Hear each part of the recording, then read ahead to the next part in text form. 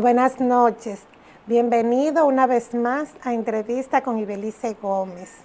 Muchísimas gracias por acompañarnos.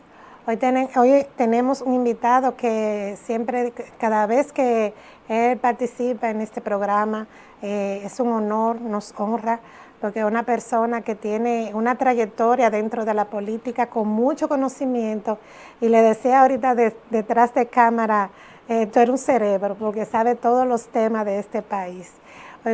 Hoy tenemos a Hallen Otañez.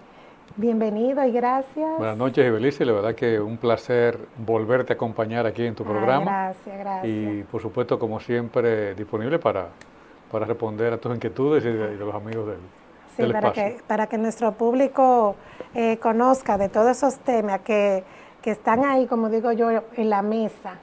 Están ahí. Vamos a hablar, como tiene ya tantos años en conocimiento del agua, de nuestra agua, que eres una de las personas que puede darnos a conocer las ventajas, desventajas, qué proyectos se puede hacer para mejorar la situación y todo eso.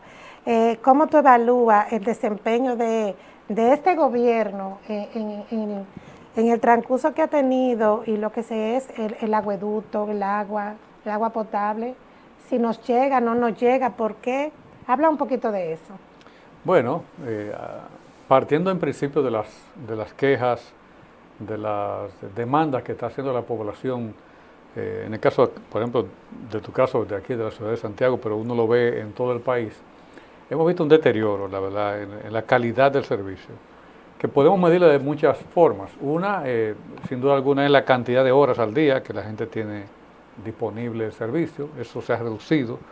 Uno encuentra en los medios de comunicación, en las redes sociales, una cantidad importante de ciudadanos que se quejan por la por la baja continuidad del servicio, por la cantidad, tan pocas horas al día que le llega, y también con la intermitencia del servicio. Hay lugares donde tenemos incluso semanas donde no se le suministra agua por tubería a la población, con lo cual, naturalmente eso, recuérdate que el agua es un derecho humano, ya se ha establecido que los estados, los gobiernos están en el deber de proveer un mínimo de servicio de agua potable diariamente a la población. Y eso se ha venido reduciendo.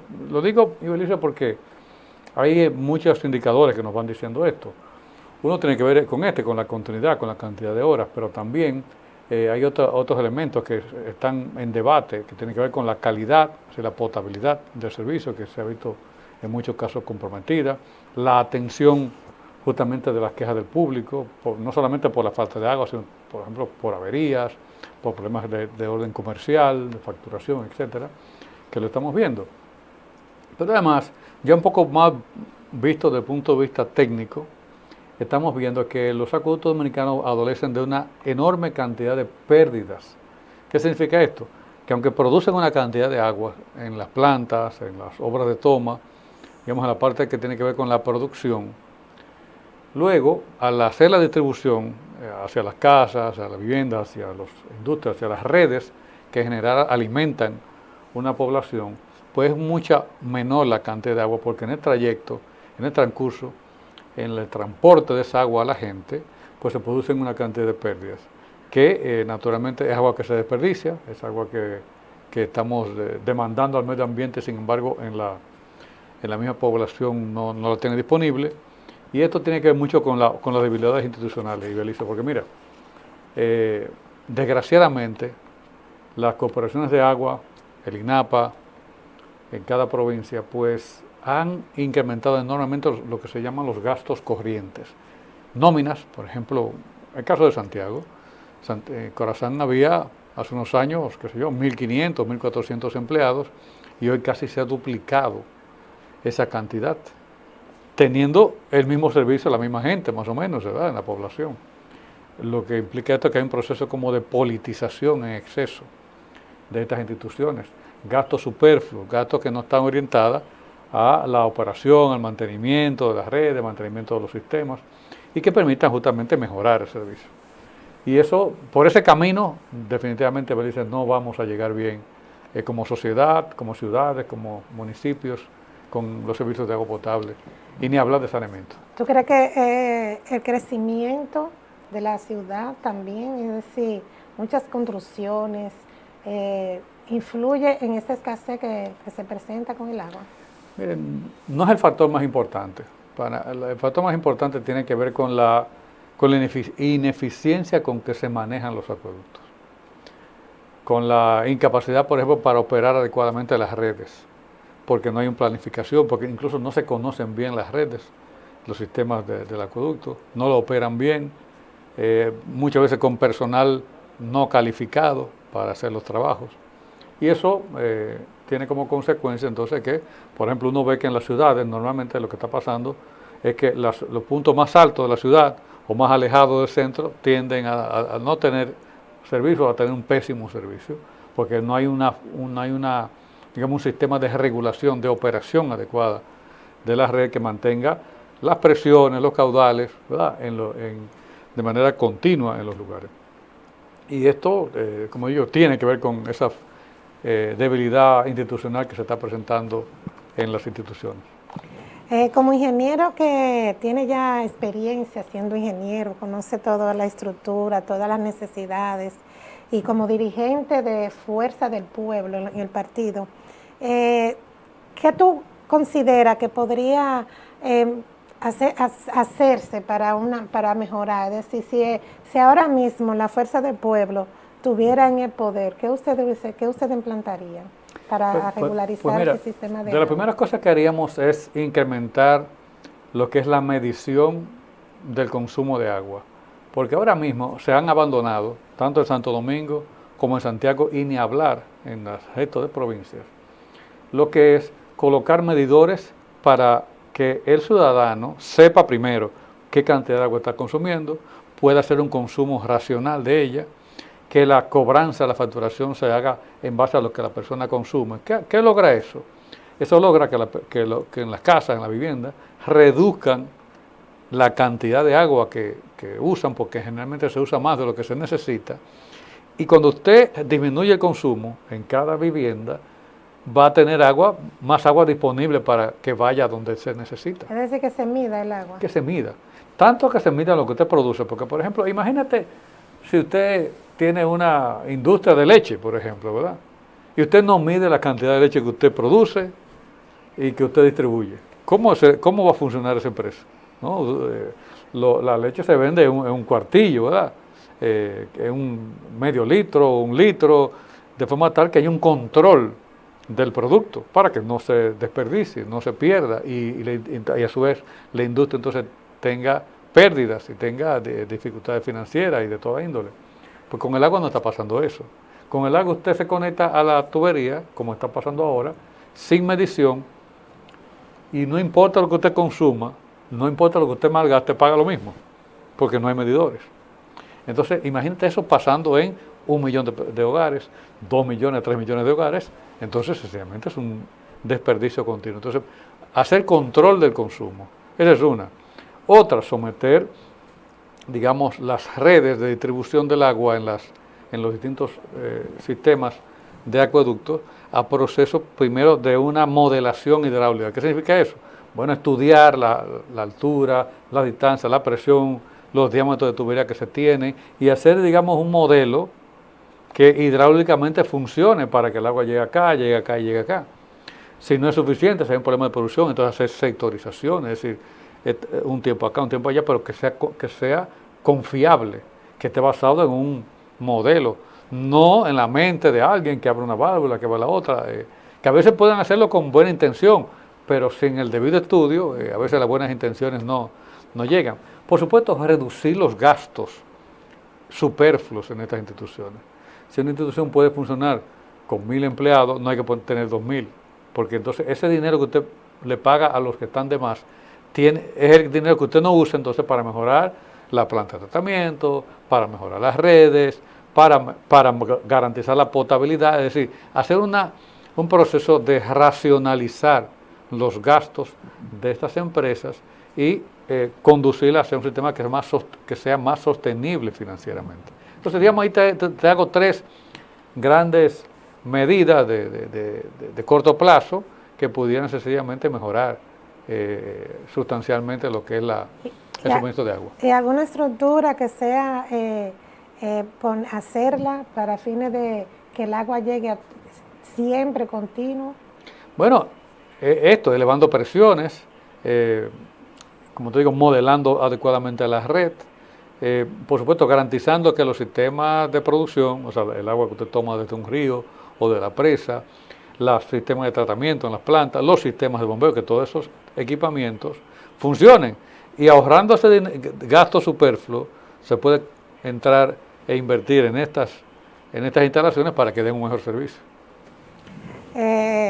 Tú decías que haciendo eso ya habría un mejor el agua llegando, es decir, no realmente que se va a solucionar la situación, porque cada día más, como decíamos ahorita, hay muchas construcciones que a veces paso por los lugares donde están construyendo y veo como una tubería súper gigante y un caño de agua que sale, que yo digo, wow, qué desperdicio de agua.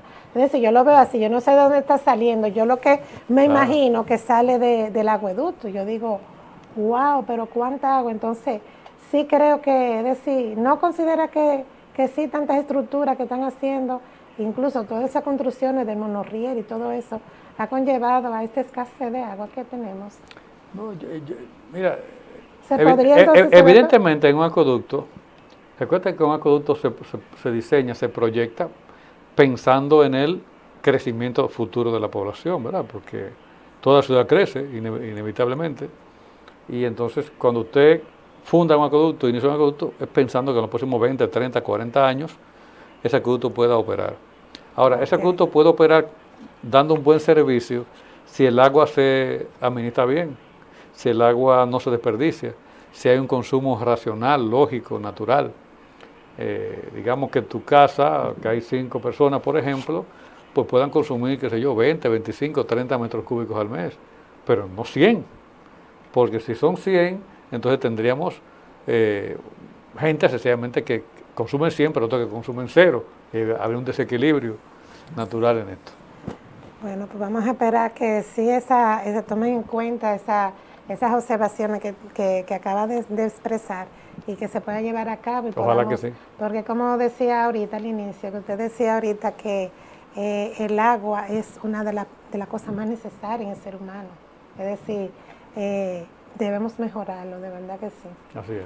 Ahora tenemos, Harley, la reforma fiscal acabada de ser aprobada.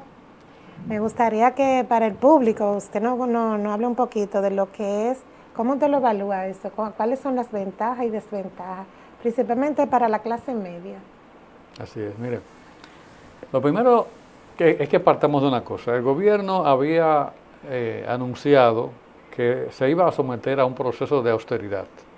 ¿Qué significa? Bajar sus gastos, ¿no? Porque si tenemos como se dice, una crisis internacional que nos golpea, que nos choca desde el exterior, el gobierno había dicho que, bueno, que la forma en que iba a enfrentar esa crisis era con un proceso de austeridad, o sea, de reducción de sus gastos, y también, bueno, de que entendía el gobierno que la economía estaba bien, dominicana, que había remesas, que el turismo, que la inversión extranjera, que todo eso estaba, digamos, de alguna manera solventando los efectos de la crisis.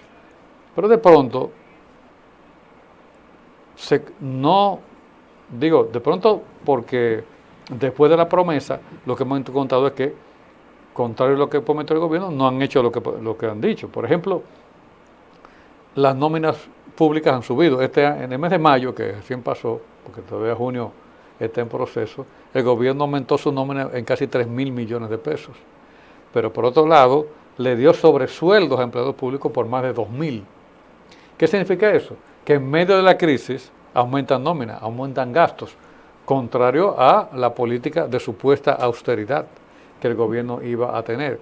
Entonces, ¿qué es lo que ocurre? Que el gobierno se endeuda mucho. Sabemos que este gobierno, y Belice, desde que Abinader llegó al gobierno en 2020 hasta la fecha, se han tomado prestados más de 44.000 millones de dólares.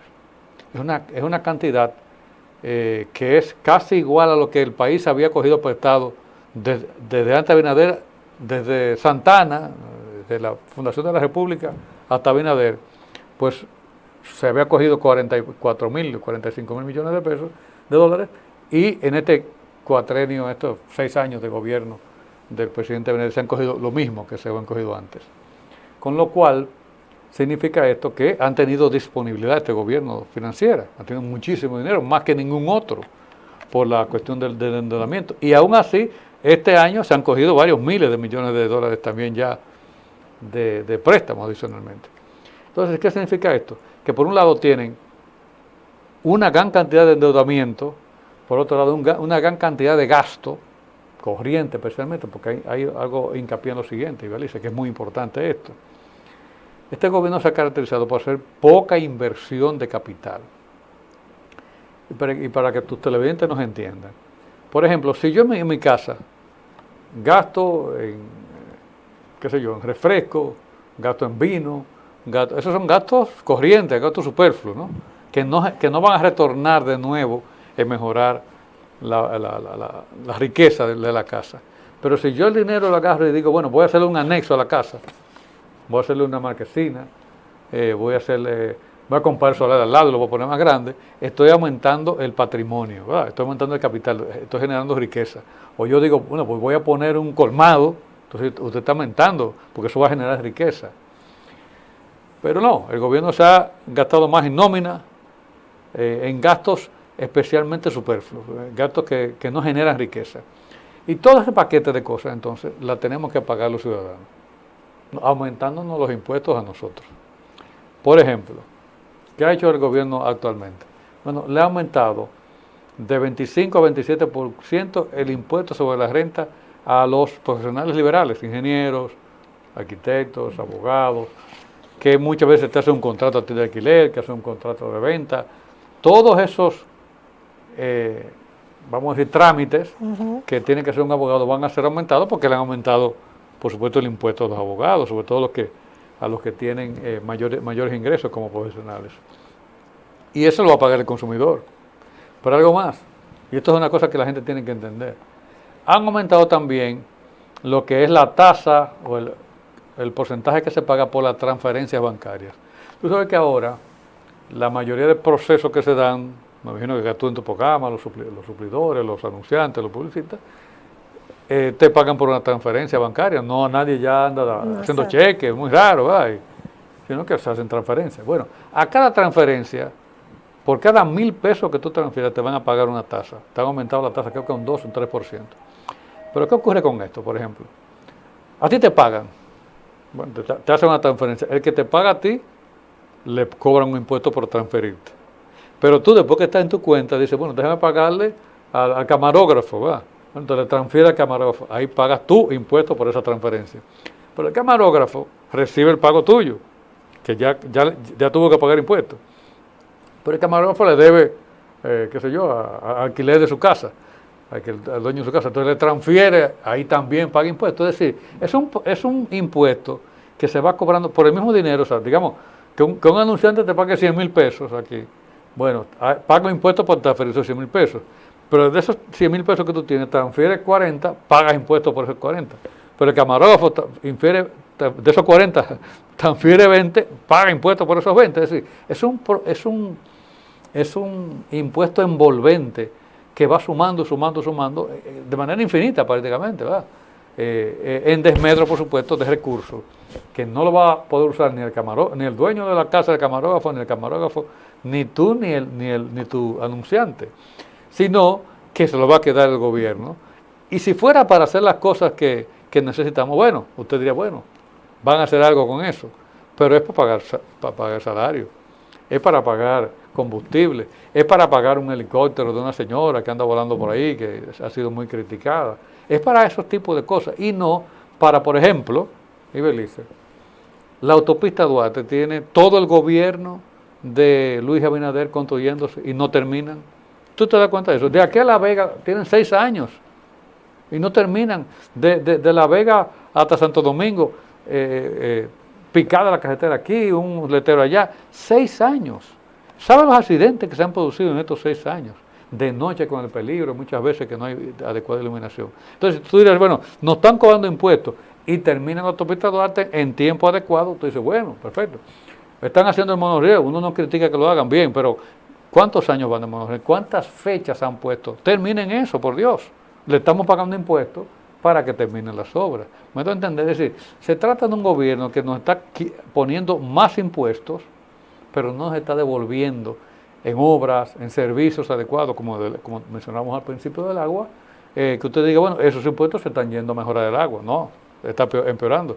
Esos impuestos se van a una obra que se termina rápido y no da servicio. No, esa obra sigue paralizada.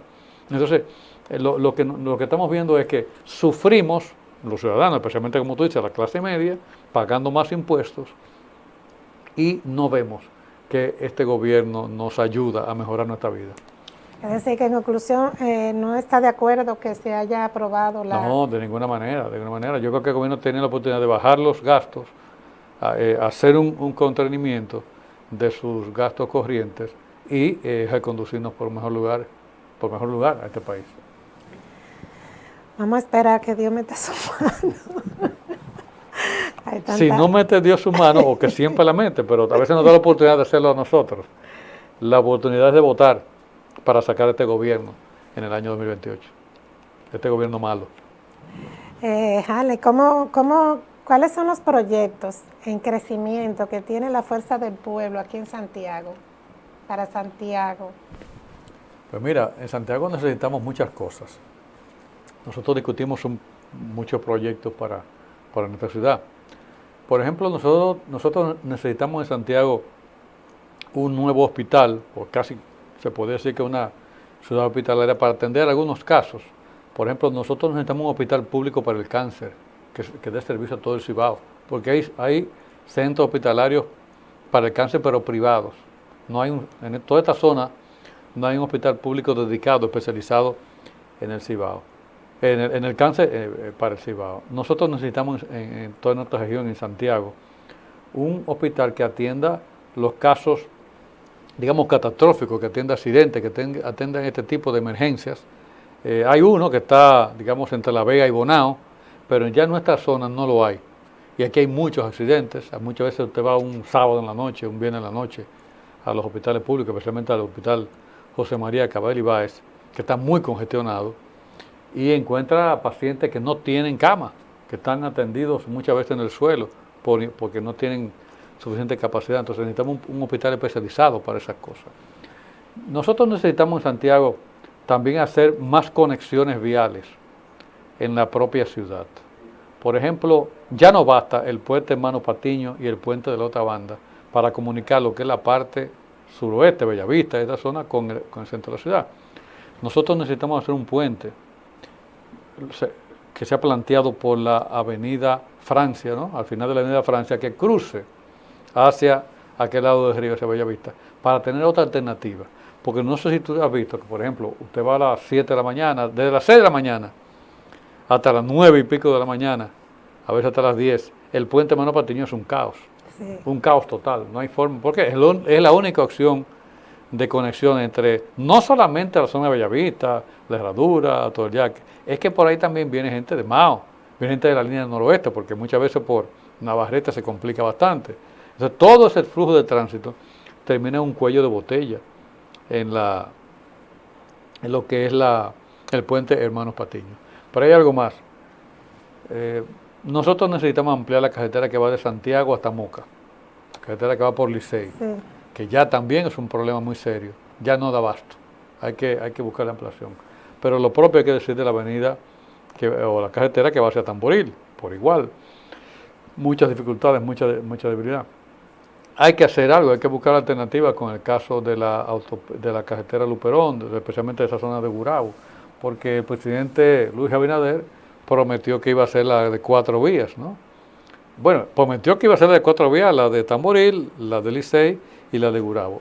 Por supuesto, ninguna de las 3 la ha hecho. No ha podido terminar la Duarte, mucho menos esta. Entonces nosotros necesitamos hacer esas cosas en nuestra ciudad. Necesitamos que de verdad el transporte público llegue a los estudiantes de la UAS, ¿no? Que son los que menos pueden, porque los de Ucamaima y los de UTESA tienen un poquito más de recursos, ¿verdad? Aunque hay mucha gente humilde por supuesto que lleva a sus hijos a estudiar a estas universidades privadas. Pero el agua es la universidad del Estado y donde uno entiende que van las personas de menores ingresos. Bueno, ahí no hay sistema de transporte adecuado, masivo. Hay que extender los sistemas de transporte de la UAS para que tengamos,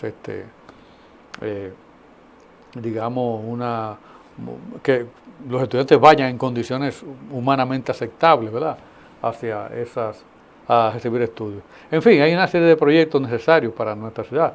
Te podría hablar mucho también de agua y saneamiento, en el caso de Jánico, ¿verdad?, que padece seriamente de esta situación, el caso de San José de las Matas por igual, el caso de Sabana Iglesia, que aunque hicieron una inversión, este gobierno anunciada con bombos y platillos, no ha resuelto nada de servicio. La gente sigue teniendo un pésimo servicio de agua en el municipio de Sabana Iglesia, de manera que también son cosas que estaremos atendiendo.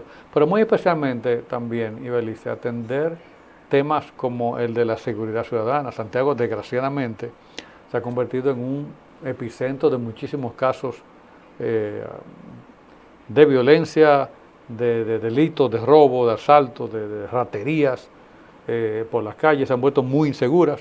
De hecho, hemos visto zonas donde había antes centros de diversión y la gente, por el temor de estar en la calle, por los asaltos y la cosa, pues han tenido que cerrar zonas.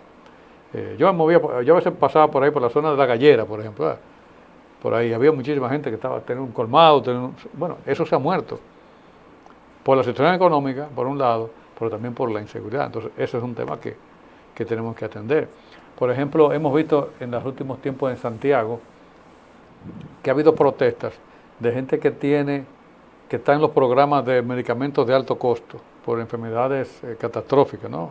Son personas que reciben ayuda del Estado. Ese programa lo creó el presidente Leonel Fernández. Pero hoy día vemos, a mí me partió el alma ver una muchachita de 23, 24 años que tiene un síndrome, se llama el síndrome de Cohn, una enfermedad muy poco frecuente, pero muy agresiva, que, bueno, le han suspendido los últimos 3 o 4 meses los medicamentos. Le dicen que va a llegar mañana, que va a llegar la próxima semana, 3 meses. Esa niña peligra su vida porque tiene que someterse a esos medicamentos continuamente. Entonces, es increíble. O sea, aparecen cosas para hacer lujo o para irse, digamos, a una feria de turismo en Europa, pero para comprarle los medicamentos a esa niña no aparece el dinero. Eso duele y eso tiene que cambiar. Tienen muchos proyectos ustedes. Yo sé que sí, que hay muchos líderes ahí en la Fuerza del Pueblo que, como digo yo, que le duele el pueblo, que tienen dolor por las necesidades. Y esperemos que si ustedes llegan al poder, atendamos eso como debe ser. Puedan cumplir, de verdad que sí, porque tú sabes que dentro de cuando ya están en el poder, hemos visto eso siempre, desde hace muchos años, desde décadas, que se presentan muchos proyectos muy interesantes y de beneficio para el pueblo, y ya cuando están en el poder no sé qué es lo que pasa. Bueno, yo pienso que hay una falta de compromiso, de faltar a la palabra, y personalmente te digo una cosa, yo siempre he tenido como principio que a lo que uno se compromete, a lo que uno dice, a lo que uno alberga de sueño y de esperanza para los demás, para nuestro pueblo, eso tiene que ser palabra sagrada y hay que cumplir. A lo que usted se compromete, por lo que usted lucha y sobre todo por lo que usted, digamos, mueve la esperanza de la gente en su favor. Entonces usted tiene que devolverle a esa esperanza, a esa gente, los hechos, no solamente las promesas y las palabras, los hechos realizados. Y ese es el compromiso. Mira, yo te iba a decir que diera como un consejo o algo a la ciudadanía, porque tú sabes que siempre la ciudadanía necesita escuchar líderes para sentir como esa esperanza, esa confianza. Y tú acabas de decir algo muy bonito. Yo creo que sí, o sea, yo creo que no podemos perder la fe en nuestro pueblo, en nuestro país, en el futuro de la nación. Todo lo que tenemos hijos, de alguna manera es porque confiamos en que habrá un futuro, positivo, un futuro que nos llevará hacia un escenario de vida mejor, de más bienestar, de más seguridad, de más salud, de más educación, de compartir la vida con nuestros ciudadanos de manera más adecuada y yo creo que ese sueño, ese compromiso lo llevamos muy en el corazón, lo que militamos en la Fuerza del Pueblo. Confíen en nosotros, que nosotros no le vamos a fallar. Muchísimas gracias por estar con nosotros, de verdad que me encanta siempre que vienes, decirte, siempre que puedo te invito y tú de una vez siempre muchas gracias, aquí estaremos está dispuesto. Siempre. Muchísimas gracias. A ustedes muchísimas gracias por estar con nosotros. Feliz noche. Gracias.